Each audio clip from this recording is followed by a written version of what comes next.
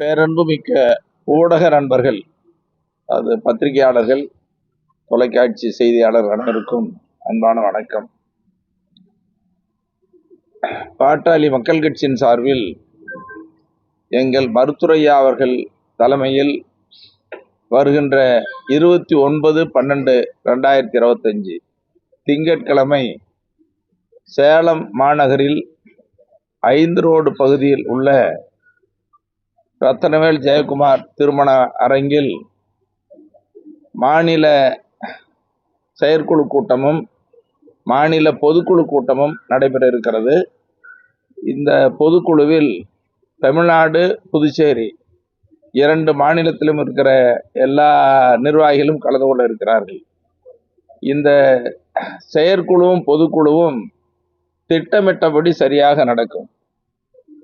குறிப்பாக 2026 புத்தாண்டை வரவேற்போம், 2025க்கு விடை கொடுப்போம் என்ற வகையில் நடைபெறுகிற செயற்குழு பொதுக்குழு, அதிலும் குறிப்பாக இப்பொழுது நடைபெற இருக்கிற செயற்குழுவும் பொதுக்குழுவும் மிக முக்கியத்துவம் வாய்ந்ததாக கருதப்படுகிறது, பார்க்கப்படுகிறது. காரணம், 2026 சட்டமன்ற தேர்தல் நெருங்க இருக்கிற இந்த சூழலில் மருத்துரையா அவர்கள் தலைமையில் நடைபெறுகிற செயற்குழு பொதுக்குழு என்ற காரணத்தால் இது முக்கியத்துவம் வாய்ந்ததாக எல்லோராலும் பார்க்கப்படுகிறது. குறிப்பாக மருத்துரையா அவர்கள் இந்த செயற்குழு பொதுக்குழுவில் கூட்டணி குறித்து அறிவிப்பார்கள் என்று தமிழ்நாடு அளவிலும் தேசிய அளவிலும் பார்க்கப்படுகிற ஒரு முக்கியத்துவம் வாய்ந்த நிகழ்வாக கருதப்படுகிறது. அதிலும் குறிப்பா எங்கள் இயக்கத்தை தொடங்கியவர் மருத்துரையா அவர்கள் 1980 இன்னைக்கு வரைக்கும் 46 ஆண்டு காலம் அவர் கடந்து வந்த பாதை, அவர் செய்த போராட்டங்கள், எண்ணிலடங்காத போராட்டங்கள். அவர் சிறைக்கு சென்று மாத கணக்கிலே கொடுமைகளை அனுபவித்தவர். பாளையங்கோட்டை சிறையை தவிர மற்ற எல்லா சிறைக்கும் போனவர். மருத்துரையா என்ற பெயரை சொன்னாலே தமிழ்நாட்டில் இருக்கிற பொதுமக்கள், அரசியல் கட்சி சாராதவர்கள், அரசியல் கட்சி சார்ந்தவர்கள் எல்லாம் மருத்துரையா என்றால் ஒரு தனி சக்தி, அவர் வலிமை மிக்க இயக்கத்தை நடத்தக்கூடியவர் என்ற பெயரோ புகழும் பெருமையும் தொடர்ந்து இருந்துகிட்டு இருக்குது. அப்படிப்பட்ட பெருமை மிக்க சக்தி வாய்ந்த தலைவராக இருக்கிற மருத்துரையாவை இப்போ கொச்சைப்படுத்துகிற, அவமானப்படுத்துகிற, இழிவுபடுத்துகிற நிகழ்வை பார்த்து நாங்கள்லாம் ரொம்ப வேதனைப்படுறோம். தேர்தல் ஆணையத்துக்கு கடிதம், சேலம் மாநகர காவல்துறை ஆணையருக்கு கடிதம் கொடுத்து பேட்டி. என்ன அப்படின்னா, மருத்துரையா அவர்களுக்கு பொதுக்குழு கூட்டத்தை நடத்துவதற்கு அதிகாரம் இல்லை, அவர் நடத்துகிற கூட்டம் செல்லாது, அது ஏற்புடையதல்ல, எந்த முடிவும் எடுக்க முடியாதுன்னு சொல்றது எவ்வளோ அநாகரிகமானது, இது வெட்கக்கேடானது. வன்மையாக கண்டிக்கிறேன். இயக்கம் தொடங்கினது யாரு? எவ்வளோ வருஷம் போராட்டம்? இப்போ சொல்றவங்களாம் எங்கிருந்து வந்தீங்க? யாரால உருவாக்கப்பட்டது? கொஞ்சமாவது நினைச்சு பார்க்க வேண்டாம்? கொஞ்சம் மனுஷத்தன்மையே இல்லையா? அது மட்டும் இல்லை, தேர்தல் ஆணையத்தை பத்தி பேசுறாங்க.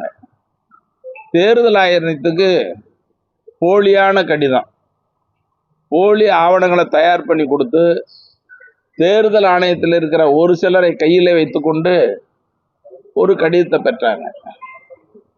அந்த கடிதத்துக்கு நியாயம் வேண்டும், நீதி வேண்டும் என்று மருத்துரையா அவர்கள் தரப்புல தேர்தல் ஆணையத்தை அணுகிய நேரத்தில் அவங்க சொன்னாங்க, அன்புமணி 2023 26 வரை தலைவர்னு கடிதம் கொடுத்தாரு, அதை ஏற்றுக்கொண்டு தான் நாங்கள் கொடுத்தோம், நீங்க கொடுக்கிற ஆவணங்களையும் நாங்கள் ஏற்றுக்கொள்ளுகிறோம், உங்களுக்கு நியாயம் கிடைக்கணும்னு நீதிமன்றத்தை அணுகுங்கன்னு சொன்னாங்க. அதை ஏற்றுக்கொண்டு தான் மருத்துரையா அவர்கள் டெல்லி உயர்நீதிமன்றத்தில் வழக்கு தொடர்ந்தார். அந்த வழக்கினுடைய தீர்ப்பு 4/12/2025 டெல்லி உயர்நீதிமன்ற தீர்ப்பு. அதுல தெளிவா சொல்லி இருக்குது. தேர்தல் ஆணையத்தின் சார்பில் கலந்து கொண்டார்கள். தேர்தல் ஆணையத்தினுடைய சார்பில் கலந்து கொண்ட வழக்கறிஞர்கள் என்ன சொன்னா, இன்னொரு வேதனை வெக்கக்கேடு என்னன்னா, வழக்கு தொடர்ந்து தேர்தல் ஆணையத்தின் மீது. மருத்துவர் அன்புமணி தரப்புல எதுக்கு அங்க வரணும்? தேவையே இல்லை.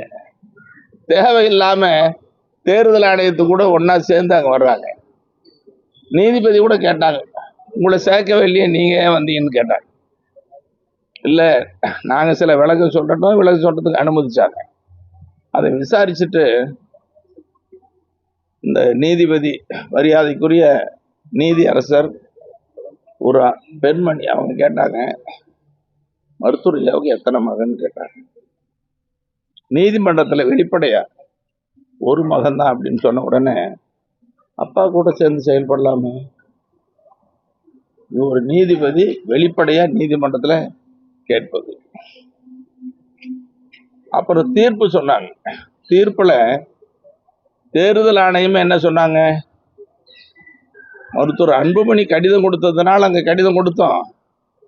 இப்போ பிரச்சனை இருக்குது என்பது தெரிய வந்த காரணத்தால் உங்கள் வழக்கை, யார் தலைவர் என்ற பிரச்சனையை நீங்கள் உரிமையியல் நீதிமன்றம், சிவில் நீதிமன்றத்துக்கு செல்லுங்கள் என்று சொல்லி, மருத்துவர் அன்புமணி தலைவர் இல்லை என்று சொல்லி அந்த வழக்கை முடிச்சுட்டாங்க.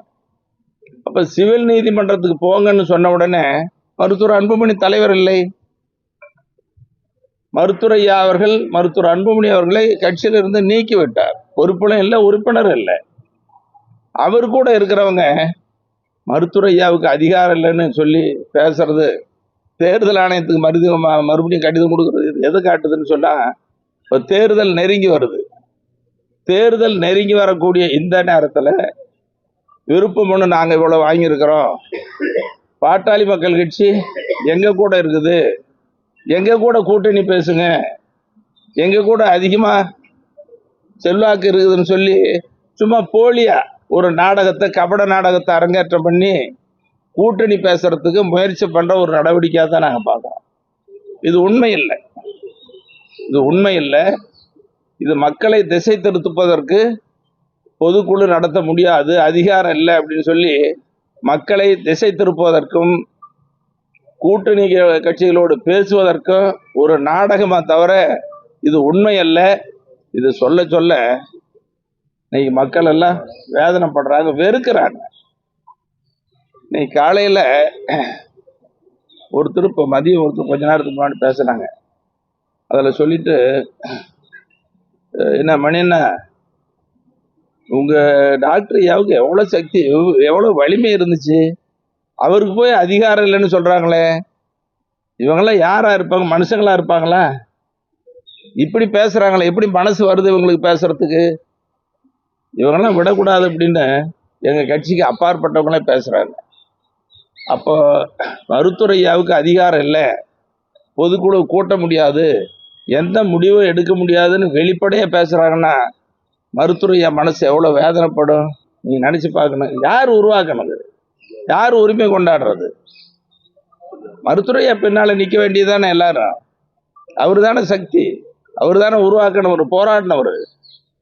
அது மட்டும் இல்லைங்க, இது உயிர் தியாகம் செய்து லட்சக்கணக்கானவர்கள் சிறைக்கு சென்று ரத்தம் சிந்தி மருத்துவர் ஐயா அவர்களால் உருவாக்கப்பட்ட இயக்கம் அது. இந்த இயக்கத்துல ஐயாவுக்கு அதிகாரம் இல்லைன்னு சொன்னா எல்லாம் நகைப்பு மட்டும் இல்லை, எல்லாம் ஆத்திரப்படுறாங்க. இன்னொன்னு, இப்படி பேசுறது ஒரு பக்கம் வேதனையா இருந்தா கூட நீங்க மருத்துவர் ஐயாவுடைய வலிமை கூடிக்கிட்டே இருக்குது. எவ்வளவு செல்வாக்கு, பேச பேசதான். இப்போ இந்த பந்து இருக்குது, பந்து அமைதியா இருக்கிற பந்தை தட்ட பந்து மேலே எழும்போம்.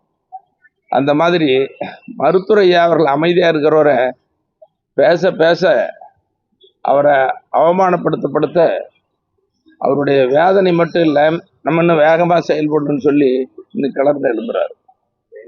அவர் கூட இருக்கிற எல்லாத்தையும் ஊக்கப்படுத்துறாரு, வேகமாக ஓடுங்க, இந்த தேர்தலை சந்திக்கணும் அப்படின்னு சொல்ல இன்னைக்கு மக்கள் எல்லாமே அவங்க சொல்ற செய்திகள்லாம் பார்த்துட்டு ஐயா பின்னால எல்லாரும் வர ஆரம்பிச்சிட்டாங்க. இன்னைக்கு பாட்டாளி மக்கள் கட்சியில் இருக்கிறவங்க ஐயா பின்னால்தான், ஐயா சொன்னாதான் வாக்களிப்பாங்க. நடுநிலையா இருக்கிற பொதுமக்களும் என்னப்பா ஐயாவுக்கு எப்படி ஆயிடுச்சு அப்படின்னு பேச ஆரம்பிச்சிட்டாங்க. மற்ற கட்சிகள் சார்ந்த நண்பர்களாக கூட மருத்துவரையா போய் இப்படி கொச்சப்படுத்தலாமா, அவமானப்படுத்தலாமான்னு சொல்லி இன்னைக்கு மருத்துவரையாவினுடைய பலமும் செல்வாக்கும் ஒவ்வொரு நாளும் அதிகரித்து வருகிறது. இந்த திசை திருப்புற கபட நாடகம் மக்கள் மத்தியில் எடுபடாது. வேணும்னா ஏமாத்துறதுக்கு வேணா பயன்படுத்திக்கலாம். அதை சேலம் தேர்தல் ஆணையத்தில் போய் புகார் கொடுத்துட்டு மனநிலை பாதிக்கப்பட்டு சொல்றாங்கன்னு சொன்னா எவ்வளவு கேவலமான செயல் இது. அதனால காவல்துறையும் இது தடை விதிக்காது. இவங்க சொல்றதுனாலையும் இந்த செயற்குழுவும் பொதுக்குழுவும் நின்று போயிடாது. இன்னும் வேகமாகவும் வலிமையாகவும் திட்டமிட்ட மாதிரி இந்த செயற்குழுவும் பொதுக்குழுவும் சேலத்தில் நடக்கும். மருத்துவரையா அவர்கள் மிக முக்கியமான அறிவிப்பை, கூட்டணி குறித்த அறிவிப்புகள் எல்லாம் வெளியிடுவார்கள்னு நாங்கள் எதிர்பார்க்கலாம். அதாவது மருத்துவரையா எவ்வளவு ஜனநாயகவாதிங்கிறத நினைச்சு பார்க்கணும். கடந்த சில நாட்களாக தமிழ்நாடு முழுவதும் இருக்கிற மாவட்ட செயலாளர், மாவட்ட தலைவர், மாநில நிர்வாகிகள்லாம் தேர்தலை எப்படி சந்திக்கலாம், என்ன மாதிரி அணுகலாம் அப்படின்னு கருத்து கேட்டுக்கிட்டு இருக்காங்க. ஒவ்வொருத்தரையும் தனித்தனியாக கருத்து கேட்குறாங்க. கேட்டுட்டு இங்கே சேலத்தில் 29ஆம் தேதி ஒரு நல்ல முடிவை அறிவிப்பார்னு இன்னைக்கு பாட்டாளி மக்கள் கட்சி நாடு முழுவதும் எதிர்பார்க்கிற ஒரு சூழல். அதனால நான் மீண்டும் மீண்டும் தயவு செய்து கேட்கிறேன், அன்போடு கேட்டுக்கொள்கிறேன், எச்சரிக்கையோடு தெரிவித்துக் கொள்கிறேன். மருத்துவரையாவை இனி கொச்சப்படுத்தாதீங்க, அவமானப்படுத்தாதீங்க. அப்படி செய்ய செய்ய அவர் வேதனைப்படுவது மட்டுமல்ல, கண்கலங்கிறாரு, அதோட இன்னும் வேகமாறாரு. நீங்க பேச பேச இதெல்லாம் செய்ய செய்யதான் மருத்துவரையாவினுடைய வலிமை மக்கள் மத்தியில் அதிகரிச்சுட்டே இருக்குது ஒவ்வொரு நாளும்.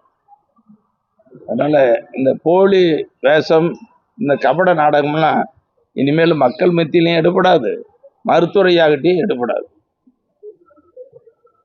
அப்புறம் இன்னொன்று சொல்றேன், சரி தீர்ப்பு டெல்லி உயர்நீதிமன்ற தீர்ப்பு வந்த பிறகு தீர்ப்புல எங்களுக்கு தான் சொல்லிடுச்சு, நாங்க தான் தலைவர், எங்களுக்கு தான் அதிகாரம். என்னையா அது? தீர்ப்பை படிச்சு சொல்றீங்களா, இல்லை படிக்காத சொல்றீங்களா, அல்லது படிச்சு பார்த்துக்கிட்டு வேணும்னே திட்டமிட்டு திசை திருப்புறதுக்கு சொல்றீங்களா? இது ஏற்றுக்கொள்ளவில்லை. தீர்ப்புல தான் 34 பக்கம் தீர்ப்பு, அதில் 36, 37, 38 மற்றும் 18 சரியா சொல்லியிருக்கிறாங்க. படிச்சு பார்த்தா தெரியும். அதனால மீண்டும் நான் தெரிவித்துக் கொள்கிறேன், மருத்துவரையாவினுடைய வலிமை செல்வாக்கு அதிகரிக்கும்.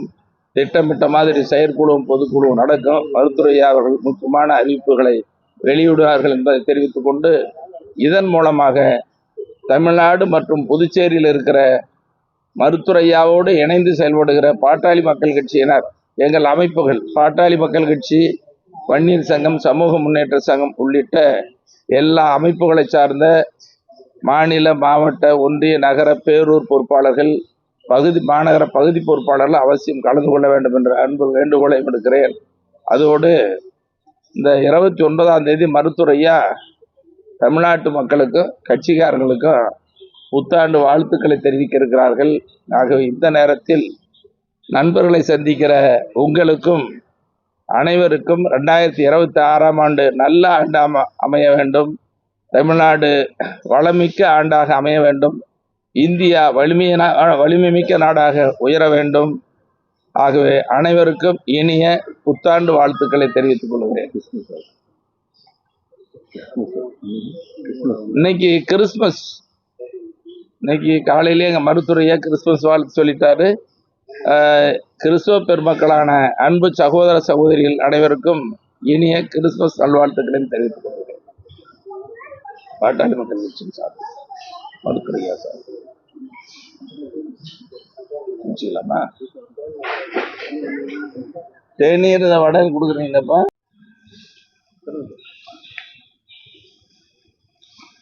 துண்டறிக்கை போட்டா, சோரொட்டி அடிச்சா, விளம்பரம் தட்டி வச்சா மருத்துவரையா படம் போடுறாங்க. பேசும் பொழுது மருத்துவரையான்னு சொல்றாங்க, மருத்துவரையா வழியில்னு சொல்றாங்க. அப்படி சொல்லிட்டு மருத்துவரையா கூடுற கூட்டம் செல்லாது, அவருக்கு அதிகாரம் இல்லை அப்படின்னு பேசுறது எவ்வளோ அநாகரிகமானது. மக்கள் ஏற்றுக்குவாங்களே. அப்புறம் இந்த லெட்டர் பேடில் பார்த்தீங்கன்னா கடித தலைப்பில் நிறுவனர் மருத்துவர் ஐயா பேர். எப்படியா இப்படி பண்றீங்க? அவர் பேரையே சொல்லிட்டு அப்புறம் அவருக்கு அதிகாரம் இல்லைன்னு சொன்னா எப்படி மக்கள் நம்புவாங்க, ஏத்துக்குவாங்க? இது மக்கள் நம்பிக்கை இழக்கிற நேரம், இது ஏமாத்துற நேரம். இது எல்லாரும் புரிஞ்சுக்கிட்டாங்க. மக்கள் சக்தி ஐயா தான். ஐயா சொன்னாதான் மக்கள் வாக்களிப்பாங்க. உறுதியா தமிழ்நாட்டில் பாரு, நிறைவா சொல்றேன், வரக்கூடிய 2026 சட்டமன்ற தேர்தலில் மருத்துவரையா அவர்கள் சேர்கிற கூட்டணி தான் மிகப்பெரிய வெற்றியை பெற ஆட்சி அமைக்கும். அது ஒன்றும் மாற்றல். எனக்கு எல்லாம் தெரியுது. ஒவ்வொரு மாவட்டத்திலையும் அமைப்பு வலிமையாகிட்டு இருக்குது. அது மட்டும் இல்லாமல் இவங்க பேச பேச மக்கள் மருத்துவரையா பக்கம் பார்வை திருப்புறாங்க. கட்சி சாராத பொதுமக்களும் மருத்துவரையா சொல்றவங்களுக்கு வாக்களிக்க போறாங்க. இதுதான் வெற்றி கூட்டணியை உருவாக்க போகுது.